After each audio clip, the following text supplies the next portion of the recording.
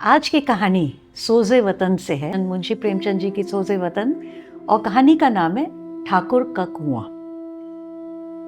अब ये कहानी ऐसे चालू होती है कि जोखू जो है वो पानी उठाने के लिए लोटा लेता है और जैसे मुंह पे लगाने वाला होता है देखता है कि बहुत बदबू है, तो कहता है ये कैसा पानी भर लाई। अब गग्गी को समझ में नहीं आता कि पानी तो मैं साफ ही लाई थी, कल ही लाई थी, शाम को लाई थी, वो शाम को ले आया करती थी, तब तो कोई बदबू नहीं थी, अब क्यों बदबू है। खैर वो खुद देखती है तो कहती है हाँ बदबू तो है, शायद कोई जानवर मर गया हो कुएं के अंदर। कहती है तुम ये मत पीना, उसको ये तो पता है कि इस पानी पीने से ये और बीमार हो जाएगा, वैसे ही बीमार पड़ा है। तो वो कहती है तुम मत पियो, मैं पानी और भर लाती हूँ। कहता है कहाँ से भर के लाएगी। तो कहती है कि क्यों, साहू का कुआं है, ठाकुर का कुआं है। कहना ठाकुर का कुआं है, साहू का कुआं, हाथ पांव तोड़ देंगे तुम्हारे, और साहू तो 1 के 5 लेगा। किसी को चिंता है गरीबों की, कोई मानता है, कोई झांकने नहीं आता, मर जाओ तो कंधा देना तो दूर की बात है। कैसी बातें करती है, तू मत जाना, मैं यही पी लूंगा। पर गंगे ने पीने नहीं दिया, पानी रखवा दिया। उसने कहा मैं लेके आती हूँ। अब रात के 9 बजे हैं, वो जाती है ठाकुर के कुएं में। अगर पकड़ी गई तो कोई माफ़ी नहीं, कोई रियायत नहीं, लेकिन जो खूब बीमार है उसको पानी तो पिलाना है। वो एक पेड़ की छाया में खड़ी रहती है, देखती है कि वहाँ पे कुछ बेफिक्रे घूम रहे हैं, बात कर रहे हैं, गप्पे मार रहे हैं, और वो अपनी अपनी बातें कर रहे हैं कि कैसे उन्होंने किसी मुकदमे में किसी की मार्के की नकल ले ली थी बिना पैसे दिए, कैसे ठाकुर ने रिश्वत देके थानेदार से एक केस रफा दफा करा दिया था।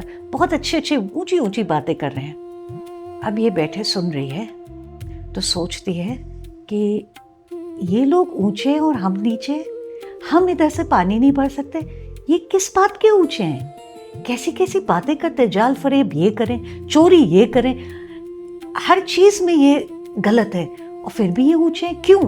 क्योंकि ये एक तागा बांध लेते हैं।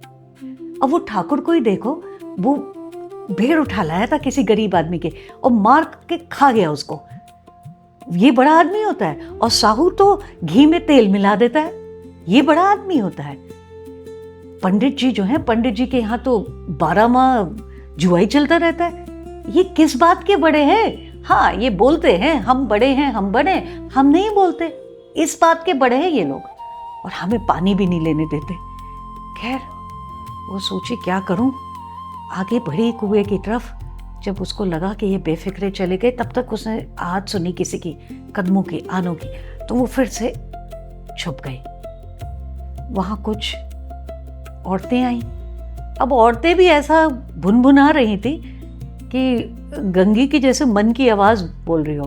कहती अब देखो, बैठे नहीं खाने की, वो कहते पानी ले आओ। अरे पहले बोल देते, या पैसा नहीं है क्या, एक घड़ा रख लेते, अब हमें यहाँ आना पड़ता है, हम लौंडिया है क्या।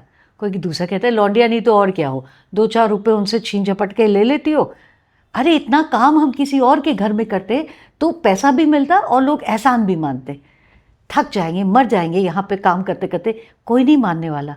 ऐसे आपस में ये औरतें बात करके चली गई। गंगी देखती रही, ये भी चली गई हैं, बेफिक्रे भी चले गए, ठाकुर भी दरवाज़ा बंद करके आंगन में सोने चले गए हैं। ये समय ठीक है। उसने घड़ा उठाया और मुंडेर पे गई और उसने धीमे से घड़े को पानी में डाल दिया। कोई आवाज़ नहीं, पानी भरा और तेजी से उसने खींचा घड़ा को। पहलवान भी इतना नहीं तेजी से खींच पाता जितनी तेजी से, और उसको जो जीत का एहसास इस वक्त हो रहा था वो आप समझ ही नहीं सकते, पहली बार जीवन में ऐसा हुआ था।